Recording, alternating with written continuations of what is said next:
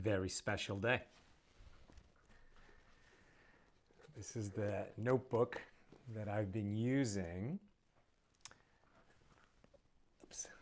since I started doing this January 5th. I take my notes every day so that I can speak with you.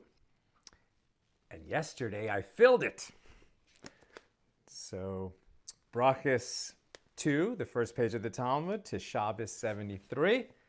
Filled that one up. And today we begin a new notebook. It's the little things. How are you, my holy brothers and sisters? It's good to see you. Let me get the video in front of me. Jeff Jelly says, interested. I'm glad you're interested. Welcome to the show. James Roth is in Indianapolis. Annie McGregor is in the house. Welcome. Let me get the YouTube in front of me. Here we go. Okay, wonderful. Who else is in the house? Stephen Giger. Annie says Michigan is in the house. Good to have Michigan in the house. All right. Alex Altberg, welcome to the show, a name I haven't seen in a while. Chuck Wright in the house. Fantastic. Okay, let's just get into it. Today's kind of special because we're going to see that we can extrapolate. We can use our minds. We can use the expansion of our minds to see how we can take a big teaching from something small. Let's get into it. Jenya Bressler says shalom. Welcome, Jenya. All right, where are we? We are in the second volume of the Talmud, Tractate Shabbos. We're holding on Daf Ayin Dalet. That's page 74. We're in chapter 7, and we're now studying the Gemaras, the commentary on the second Mishnah. We're learning the specific categories of work which are prohibited on Shabbos. There are 39 categories of labor that are forbidden on Shabbos. And all of these labors, we understand, were involved when the children of Israel were wandering in the desert for 40 years. And at the beginning of that odyssey, God commanded us to build the Mishkan. It's usually translated as the Tabernacle. So this was the first version of the Holy Temple. It was a portable temple. We carried the altar with us. We carried the Ark of the Covenant with us. And specifically the tent, right? A tabernacle is a tent. And when we would get to a place that God had selected for us, the Levites of the tribe, I'm a Levi, right? So my tribe, which was responsible for everything having to do with the tabernacle, would get to the place that God had picked and set up the tent. And all the array of the children of Israel would arrange themselves around the Mishkan. And in fact, that's what we're reading about in this week's Torah portion. It's called Parshas Bamidbar. Bamidbar is also the name of the fourth book of the Bible, the fourth book of the Torah. It's usually translated into English as the Book of Numbers. But in Hebrew, it's Bamidbar. And what that means is, it's such a better name for a book, I gotta say. Bamidbar means in the wilderness. That's where we were. We were in the wilderness. Why is it called the Book of Numbers? Because the first thing that happens at the beginning of the book, and it will happen again at the end of the book, is that God commands Moshe to take a census of the people. And this teaches us that every individual is important. Every person had to be counted. And so at the beginning of this week's Torah portion, we have the count, right? They were arranged by tribes around the Mishkan. So there were 3 tribes to the north, 3 tribes to the west, 3 tribes to the south, and 3 tribes to the east, all arranged around the Mishkan, around the tabernacle, which was in the center. And between the array of the tribes around the Mishkan and the Mishkan itself, there was the tribe of the Levites, and then they were organized by their sub-tribe, because within the Levites, we haven't covered that yet, We had specific responsibilities, some for the tent, some for the altar, some for the ark, some for this material, some for that material, etc. But it was the Levites who were entrusted to erect the tent when we would get to a new place and to take it down when it was time to move on. And it was a large tent. I mean, you can imagine it was sort of a little bit similar to the work of putting up a circus tent. That's that kind of idea, the kind of work that would be involved in putting up the tent and taking it down. But the original work of creating the tent, right, all the materials that would cover it, the poles that would hold it up, the ropes, the sockets, the beams, etc., all of that, everything, all the work and all the creative endeavor, the artistic craftsmanship and creativity that went into creating the Mishkan, those are the labors that define what labor is, constructive labor, and that is what is prohibited for a Jew to do on Shabbos. Now, before we leave sort of this, using our imagination to picture, like you are there, imagine being in the wilderness, Bamidbar, with the children of Israel, and it's a big encampment, right? Today we got the count. So there were 603,550 men over 20. Men over 20, meaning men who could go out to the army. So obviously they had wives, they had children, they had people too old to go to the army. It was a vast, vast encampment. A lot of people were involved, and all of it was around the Mishkan. Now, what's interesting is that in this week's Torah portion, as in many other places in the Torah, the Mishkan, the tabernacle, has two names. Mishkan, which means dwelling in Hebrew, and Ohel Moed, the tent of meeting. And we learn a lot from those names, right? Why is it called a dwelling?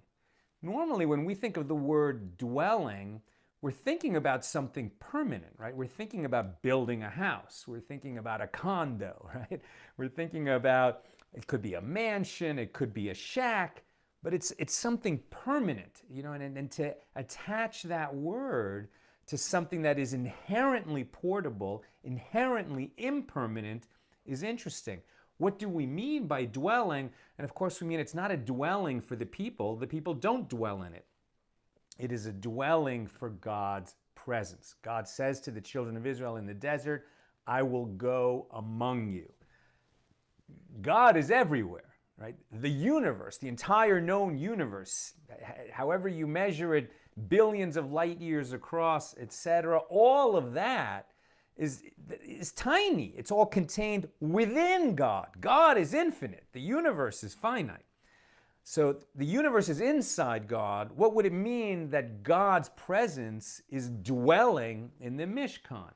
And the answer is that God's attention is on the Mishkan, right? God says, I will go with you, and there's going to be some kind of a manifestation that God is going to provide for us to comfort us, to let us know that He cares about this people and He is with us. And that's what it means that God has a dwelling there. And by its nature, it's something that you can lose. It is not permanent. God is infinite. We're never going to somehow go outside of God. But having God's attention and God's willingness to be among us, to dwell among us, that's dependent on whether we behave in such a way as to live up to that opportunity and that obligation. The other name of the Mishkan is the Ohel Moed, the tent of meeting. And there's something very interesting about that, and it's a real insight into what the Mishkan was. A tent is a place. A meeting is a time, right? When you set a meeting, it says it means you set a time to get together. Could happen anywhere. A meeting implies time. The tent implies place. So that meeting, that tent, right, the tent of meeting is a description of the Mishkan as something that is sacred and that is arranged for us to be with God in both space and time. Place and time. And so it's kind of built into what that Mishkan was from the very beginning.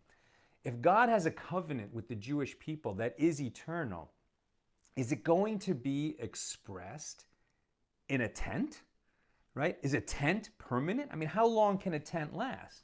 The Mishkan ended up lasting quite a while, 400 years. That's a pretty good run for a tent.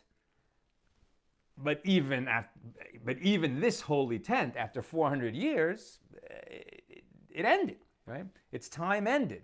Now, it was replaced by a structure with much more solidity and permanence. The Holy Temple built by Solomon in Jerusalem. That was the replacement of the Mishkan. Was it permanent? No. In fact, it lasted about the same amount of time as the tent. The first temple stood for about 400 years. Eventually, it was replaced by the second temple. How long did it stand? About another 400 years. So there's nothing permanent about living in this world. There's nothing permanent about the buildings that we build. There's nothing permanent about the synagogues that we build. There's no building that's going to last forever, just as there's no human that's going to last forever. And I think it's very telling that God said to us, build a tent. Of course, it made sense for an itinerant people who were going to be in the wilderness for a while. But God really could have said, okay, have an altar, bring that with you. But my structure, my dwelling that I'm going to have among you, will wait until you enter the Holy Land, and then we'll build it there. And God said, no, let's just build it now. But understand that it's conditional. It's conditional on you behaving like mensches. It's conditional on you living up to the terms of the covenant. And while I will always love you, just like a parent loves a child, you've got a challenge here that you need to live up to. And if you don't, it's going to end, right? My presence dwelling among you is going to end, and it's going to turn into something more hidden. But the whole philosophy of our sages is, even though eventually the Mishkan went away, and the first temple went away, and even the second temple went away, when we gather like this to study the labors and teachings and love and spirituality that went into that building, well then, my friends, we are in the tent of meeting now. God's presence is among us now, and we had that teaching actually in the first tractate of the Talmud in Brachos. Where is God's presence today when the temple does not stand? He is present when people gather to learn his word. When we study God's word, when we study God's teachings, when we study what happened in history, what the Torah teaches, then God's presence is right with us, and it gives him a big smile. It gives him pleasure. It gives God, and God, of course, is not gendered. I'm using him or her just because English is a language that requires pronouns, but there's no gender to God. What we understand about God is that God enjoys that we turn our attention toward God, toward the teachings of God, toward the soul. And that's what we're doing right now. Okay. So let's look at more specifically at these categories of work that went into creating the Mishkan. Yesterday, I shared them with you, the 39 actual categories of work that are listed in the Mishnah. In case you weren't there, just super quick to understand the type of work that went into it. And there were 39 labors, one who sows and one who plows, one who reaps and gathers and threshes and selects, grinds and kneads the dough, and one who bakes, one who shears wool and whitens it and combs the fleece and dyes it, one who spins the wool and stretches the threads on the loom, and who constructs two meshes, and who weaves two threads, and who severs two threads for constructive purposes, one who ties a knot and one who unties a knot. We'll talk about that later. One who sews two stitches with a needle, and one who tears fabric in order to sew two stitches, one who traps a deer or any living creature, one who slaughters it and one who flays it, one who salts the hide and one who tans it, one who smooths it, removing the hairs and veins, and one who cuts it into a measured amount, one who writes two letters and one who erases in order to write two letters, one who builds a structure and one who dismantles it, one who extinguishes a fire and one who kindles a fire, one who strikes a blow with a hammer to complete building something or fabricating something, and one who carries from one domain to another, from public to private or vice versa. Excuse me. And finally, well, that's the last one. The last one is one who carries from one domain to another. Those are the 39 categories. Now, at first glance, these categories can seem imbalanced. And what I mean by that is one of those 39 categories is building a structure. So if you imagine a contractor and a team of construction workers building a skyscraper, right? Hundreds of guys working on a skyscraper for 3 years to put it up. That is one category of labor. Whereas to winnow, to select, to grind, and to sift are 4 separate ones. Now, those 4 categories are actually all very similar to each other. And what they are is when you take grain that you've harvested, let's say wheat, you've harvested it from a field, or the kinds of plants that were used to make a dye that you would use to color the fabrics of the Mishkan. But you're going to separate what is a food from a non-food, right? You're going to separate food from non-food, the seed from the husk, or the kernel, the grain from the husk, or the grain from the kernel.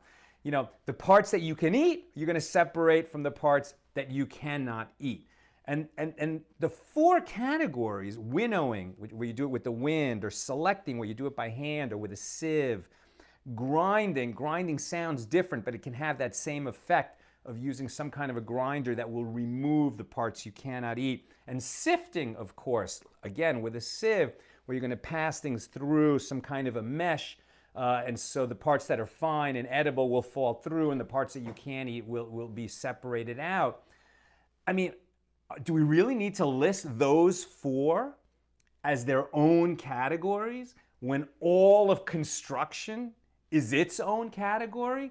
I mean, shouldn't these 4 simply be called something like separating food from waste? Why do they get so specific? Well, the answer that's given here in our Gemara is that anything that was a category of work that was needed to create the Mishkan gets included in the list. And actually, construction, it wasn't the biggest category. It wasn't that major of a category. There was fabricating the parts that would become the Mishkan. That's a little different than construction. Because when they would actually put the tent together, right, they were putting up a tent. It was not permanent. And we're going to learn here that when also in the list is tying a knot and untying a knot. So does that mean that on Shabbat we're not allowed to tie our shoes? Answer, no, you can tie your shoes. Why? Because when you tie your shoes, that is an impermanent knot. You know that when you tie your shoes, you're going to untie your shoes. That's not the kind of knot that we're talking about. A knot that has a permanent character is like you can imagine somebody who's making a rug, and he's weaving it, and then he gets to the end of the row, and then he ties it off, right? Or somebody who's sewing. They sew a few stitches, and then they tie it off at the end. That knot is meant to be permanent. That's the kind of knot that is a forbidden labor. So putting up the tent, yeah, it counts as construction, but it's actually not as important an activity as manufacturing the parts of the tent. And that's why we're going to separate these categories.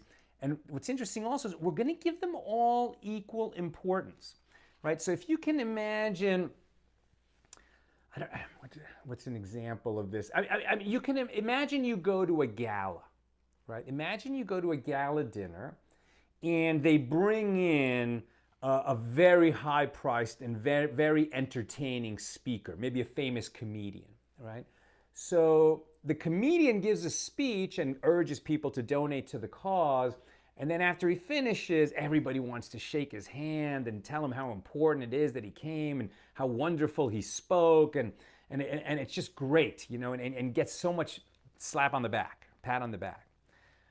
Now, what about the people who are working in the kitchen to make the meal? Maybe somebody remembers to thank the chef, usually not. Few people remember to thank the sous chefs and the guys who are cleaning the dishes afterward, etc. The ones who organized the gala from behind the scenes, the one who was working in the office to make sure that everybody got an invitation. All of these jobs were necessary to make that gala go. And in fact, the person working in the office, if he made a mistake, when he was doing the mail merge, and somehow the names and the addresses, got separated by one cell, right, in Microsoft Excel, right, or in the spreadsheet. So all the invitations might have gone out wrong, one little mistake, and then nobody comes to the gala. So that person just doesn't get noticed unless, God forbid, he makes a big mistake, right? And so I think one of the important lessons here, when we're saying that all 39 categories were important to the Mishkan, is that in all of our enterprises, we need to be mindful that it takes a village. It takes a whole team. And you can't get so fixated on the sort of star performers that you forget to acknowledge everybody who had a role in making that event successful. And because, again, we're talking about a tent, right, that we're going to define what we can and cannot do on every Shabbos for the last 3,300 years and on into the future for as long as we're here in this world. Every Shabbos, right, is defined by the labors that went into making a tent. A tent, right? Why a tent? It's really surprising that it is a tent. And again, this is to teach us the Jewish people, the Jewish religion, the Jewish philosophy.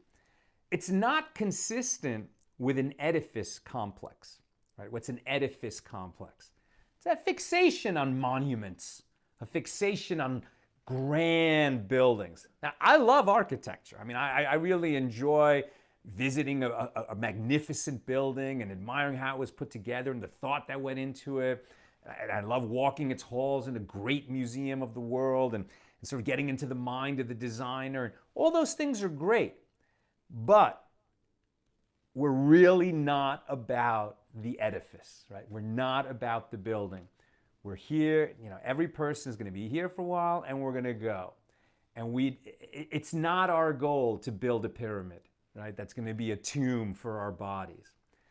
What we want to build in this world is a castle of good deeds, a castle of learning, a castle of relationships, a castle made of Shabbats that we observe properly with our families and nurtured that feeling of love and warmth and connection and learning that went on in that place at that time, in that space. And we remember it and we move on. Beautiful buildings are great, but that's not what this is all about. Okay, just a few more examples before we finish of some of the lessons that we take, very specific lessons that we take from these 39 categories of labor that were used to make the Mishkan and which now define what we cannot do on Shabbos. And of course, meaning what we can do the other 6 days of the week. Right? We don't, Judaism does not teach a 5-day week. It teaches a 6-day week. 6 days did God work, 6 days do we work, but the 7th day is total rest. Right? Okay, so here's some specific examples. Let's say that you started chopping vegetables on Shabbos. Now, clearly you can, on your plate, when you're eating your meal, cut your vegetables into however small a piece you want to cut it. No problem. But that's for you to eat. If you're in the kitchen and you're chopping the vegetables fine because you're going to eat them at the, you're doing that by the lunchtime meal, thinking that at the third meal, I'm going to eat these vegetables, that's not permitted. And you can see why. Chopping the vegetables fine like that is not for you to eat for your personal consumption. It's really food preparation. It starts to feel very much like cooking. And cooking is something you can't do on Shabbos. So that chopping is actually subsumed in the category of grinding. Selecting. What is selecting, right? Selecting is one of those 4 categories we discussed before, and it means removing the food from the waste or removing the waste from the food, right? Separating things which are edible from things which are inedible. So if, for example, you have a plate, like a large bowl, and it has a bunch of stuff in it, some is edible and some is not. It's almost like, I think an example is given here of a fruit bowl that also contains twigs and stems and leaves, right? So if you're reaching into that bowl just to take fruit that you're going to eat, no problem. That is just taking something for you to eat. If you start separating the fruits from the twigs and stems so you can eat it later, now it's like food preparation, and you violated selecting, and you become liable to bring a sin offering. That would be selecting. If you use any kind of an instrument for selecting or sifting, any kind of a sieve, any kind of a tool that is going to help you separate edible food from inedible food, right? Food from waste, that's going to be prohibited. You can't do that on Shabbos. And interestingly, so you can, if you use a tool which is not made for selecting, right? Like you just have a tray, and the tray is, there's nothing wrong with a tray, but if you sort of figure out how you could use the tray, you could retool or reappropriate the tray to another use, where you're going to use that tray to somehow select, right, to separate food from waste. So that's not permitted by a rabbinic decree. If you did it, you wouldn't be liable to bring a sin offering because you're not using a tool for its intended purpose. In other words, you'd be separating, but in an atypical manner. And so you wouldn't be liable to bring a sin offering, but it's too similar to what is forbidden, so it's prohibited by rabbinic decree, right? So it's prohibited, but exempt from bringing the sin offering. Interestingly, if you pick out the fruit that you want to eat from the bowl by hand so that you can eat it now, that's permitted and there's no liability to bring a sin offering. But if you started plucking the waste out of the bowl, right, that you said, well, you know what, this bowl looks nice and full, and that's why we left the twigs and stems and leaves in there along with the fruit, but now I want only the edible fruit to be in there, so I start picking out the waste, even with my fingers, that's prohibited, and you become liable to bring the sin offering. We can separate just by hand to eat right now food from waste, but we cannot, even by hand, even to eat now, separate waste from food. And again, you can see why. If you're picking out the waste, it's not for you to eat. It's for creating a nice presentation. It's for creating a dish that you can serve to others. And that's too much like cooking and food preparation, which is prohibited on Shabbos. And finally, the final point is, what can I say? I'm a nice Jewish boy. I don't like pickles. I know most Jews love pickles. My family all love pickles. My wife and my son especially love pickles. I don't like pickles. So if I was eating a burger on Shabbos, I would do what I always do if they serve me a burger with pickles in it. I would pick up the bun and take off the pickles. Have I violated this rule that I've just been telling you about? If I take the pickles out of the burger? Answer, no. Because while the pickle is wasted on me, it's still food. It's still edible. It's not a waste product, right? I'm not separating the edible from the inedible. I'm not separating food from a waste product. I'm just separating two foods. So if you're the type of picky eater that's gonna, play with your food a little bit and separate some things that you like from the things that you don't like, don't worry, that's okay. It's permitted. You're not liable to bring a sin offering. That's what I've got for us today. Let me check the comments to see if there are any questions or any help that I can provide for people. Ed Berg says, I hate brisket. My mom questions whether I'm Jewish. So you get me, Ed, you get me. Paul Papuzinski is checking in from Louisiana, Florida. Fatal Ahmad says, Miss Daddy. Frona Adelson says, I thought the second temple was there much longer than 400 years. No, I believe the first temple was 420 years and the second temple was 410 years. And there's a reason why there's that confusion. If you look in Wikipedia, for example, I think it's going to say that the first temple came down, something like 586, and the second temple was erected in like 510 before the Common Era. And that's according to some archaeological records.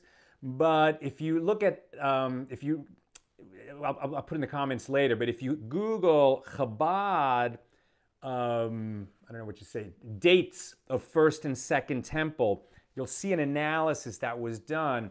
And there's definitely a difference between, let's say the religious traditional understanding of the dates of the first and second temple and what the archaeologists say. And I'm definitely going to go with our sages on this, because the archaeological record is very spotty, and these are matters of faith, not of archaeology. There's a reason why the knowledge and the tradition came down to us through Scripture. And to say, well, science and archaeologists have a better handle on when those buildings stood is actually wrong. It's false. Science and archaeology dates things according to evidence that they have found, but that evidence is very scant, and it's subject to revision every time they find something new. That's the nature of the scientific method. And that's fantastic when scientists are working hard to come up with a vaccine that's going to save our lives. Beautiful. But applying the scientific method retroactively to something that's old and with a very spotty archaeological record is not so good, because these teachings are eternal and they're not subject to revision as the record gets clarified, from year to year, according to what archaeologists happen to run into, in buildings that have been destroyed and ground into pebbles thousands of years ago. So read that article, Chabad, dating or age, or in duration of the first and second temples. There's a few articles about it, and it's very interesting. You'll see that the dates are quite different by about 150 years to what you would find in a Wikipedia entry.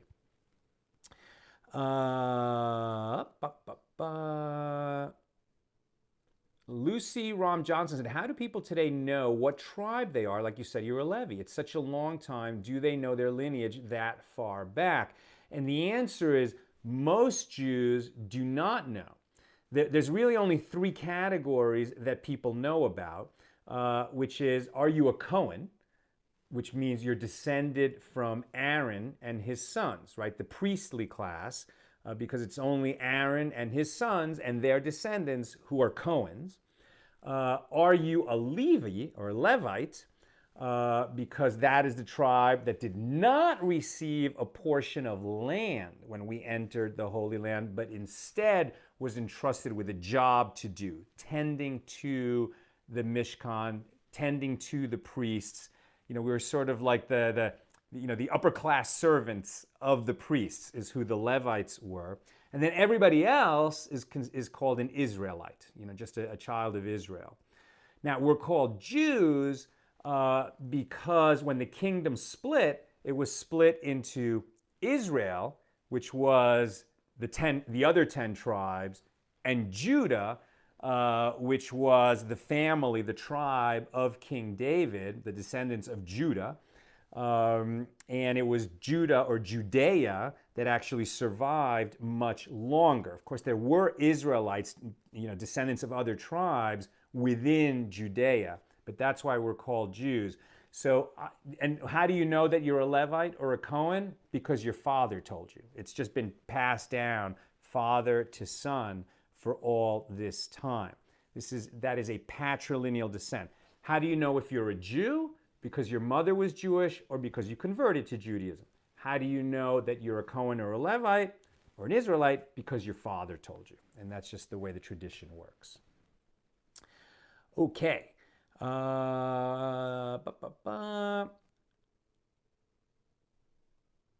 varying number of sin offerings required sound very much like the Catholic practice of saying Hail Marys. Does one practice descend from the other?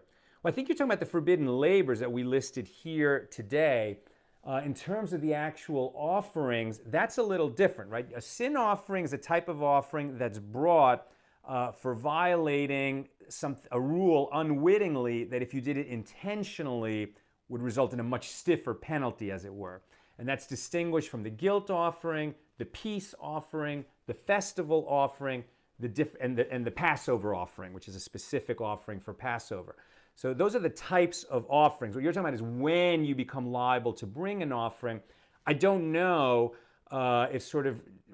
But really, we don't recite that list of 39 forbidden labors. We're studying it now because we happen to be on this page in the Talmud. But before I had studied that 39, I don't think we find that the 39 categories in the prayer book. It's the prayer book when you talk about reciting and what we recite. And so perhaps your tradition, bears more relationship to the blessings that we say every day. So, in the morning we bless God for waking up and giving us strength and guiding our steps and clothing us and straightening the bent and releasing the captive. And there's that kind of recital that we do every day, and perhaps there's more of a relationship there. And Sonia says, wasn't Aaron a descendant of Levi? Absolutely. So you can think of the Cohens as a subgroup of the Levies, right? So both Aaron and his brother Moses were Levites. And in fact, their cousin Korach, who we're going to encounter as we read the fourth book of the Torah in the coming weeks, and there's a Torah portion called Korach, he was their cousin, and he said, why do you set yourself up above us? We're Levites too. We should be just as important as you. It wasn't good enough for him to be a Levite. He also wanted to be a Cohen. But it didn't go well for Korach. And we just accept that, we're not all the same. The Talmud is all about distinctions. And what's important for everybody is to do, their job with the tools that they've been given. Not to sit there, angry and jealous because somebody else has been given different tools. And of course, it's easy to say, for example, if a rich man is telling a poor man, hey, you should be happy with your lot, I'll be happy with mine, etc. But there was a beautiful teaching, and I'll end with this, that I heard from Rabbi Yekusiel Kalmanson last week. And so the teaching was, I think it was kind of like in the 1800s in Europe somewhere. No, I'm sorry, it was in the 20th century, just prior to the Holocaust. Right, that's what it was. It was a community where there was a, I think he was the rabbi, but I think the rabbi of this community came from a very rich family. And so the rabbi, who was preaching very passionately every week to talk that you should be happy that you've been given an opportunity to serve God. And because you have an opportunity to serve God, that should be enough for you. You should feel tremendous joy about that. And there was a guy in the congregation who every time he heard the rabbi say that, was like, yeah, it's easy for you to say. You're not stressed out about money. You come from a rich family. You've got everything you need, and you always have. The lesson is whatever. I don't believe you. So then come the Nazis And sort of in the beginning, when they started doing all the terrible things that they were doing, they didn't just right away round everybody up and take them to the concentration camp. There was some time where they were just ruining people's lives and stealing all their wealth and stealing their factories and stealing all kinds of stuff and just taking it in the name of the Nazi government. So that happened in this town. And this rabbi who came from the wealthy family overnight lost everything. And then that Friday night, this skeptic in the congregation was saying, well, now that he's lost everything and he's poor like us, now let's see him talk about how happy we should all be that we have an opportunity to serve God. And what happened on Friday night? The rabbi stepped up in front of the congregation and he delivered that same message with even deeper feeling and more passion.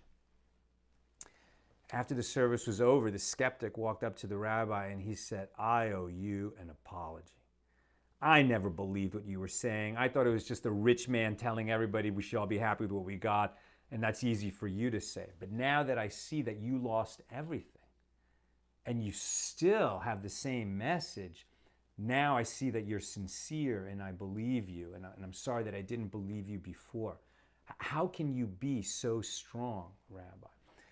And the rabbi's answer was similar to a teaching we had a few weeks ago, that on Shabbos you're allowed to you can go out with a cane if you lean on it, and you can't go out with a cane in the public domain if you don't lean on it. Right? You can use a wooden leg if it supports you, if it's your shoe. But if it's a decorative wooden leg, it's a weird situation, but if for some reason you're actually sitting and this wooden leg was decorative, then you couldn't take it out. And the rabbi said, similar to the teaching of Shabbos and the cane, if you lean on it, right, then you're in one category, and if you don't lean on it, you're in another. And he said, it's true that I grew up wealthy, but I never leaned on it. I didn't think that my connection to this world and that my mission in this world was tied to that wealth. I was here to share these teachings and to share this message. That's why I became a rabbi and not a businessman. And it's true that I was very, very fortunate to have that wealth, particularly because I was able to give away so much of it. But I never identified with it as, what is my identity in this world? Rich man? No. My identity is that I'm a Jew who was given an opportunity to serve God, and I rejoiced in that identity every day, and I still do. It's a great story. Give thanks to Rabbi Yekusiel Kalmanson for sharing it. And let's think about that as we go into an evening. May it be an evening of peace and blessing. And with God's help, we'll gather again tomorrow to learn page 75 of Tractate Shabbos. All the best, my holy